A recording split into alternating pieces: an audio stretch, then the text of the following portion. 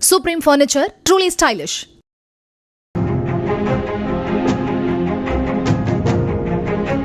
நாகப்பட்டினம் மாவட்டம் திருக்கோவிலை அடுத்து மோகனூரை சேர்ந்த மாரியப்பன் என்பவரது மகன் திவாகர் கடந்த மே 18ஆம் தேதி இரவில் வீட்டில் உறங்கிக் கொண்டிருந்துள்ளார்.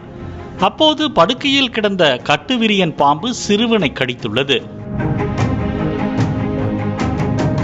இதையடுத்து வலியில் அலறி துடித்த திவாகரை பெற்றோர் மீட்டு சிகிச்சைக்காக நாகை அரசு மருத்துவக் கல்லூரி மருத்துவமனைக்கு கொண்டு சென்றனர். திவாகரின் நரம்பு மண்டலம் பாதிக்கப்பட்டு உடல் உறுப்புகள் ஒவ்வொன்றாக செயலிழந்தன.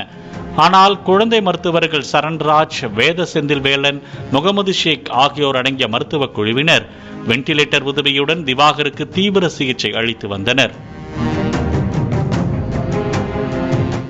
ஒரு கட்டத்தில் லாக்கின் சிண்ட்ரோம் என்ற ஒரு அரிய நரம்பியல் நோயால் பாதிப்புக்குள்ளான சிறுவன் திவாகர் கோமா நிலைக்கு சென்றான். ஆனாலும் நம்பிக்கையுடன் மருத்துவர்கள் சிகிச்சையை தொடர்ந்ததால் திவாகர் உடல்நலம் தேறியது. இதையடுத்து பூரண குணமடைந்த திவாகர் வீடு திரும்பினான்.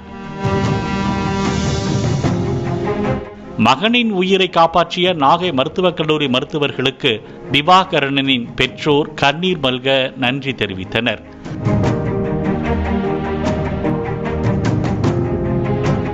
திறமையாக செயல்பட்டு பாம்பு கடியால் கோமாவுக்கு சென்ற சிறுவனை காப்பாற்றிய டாக்டர் குழுவினருக்கு பாராட்டுகள் குவிந்து வருகின்றன.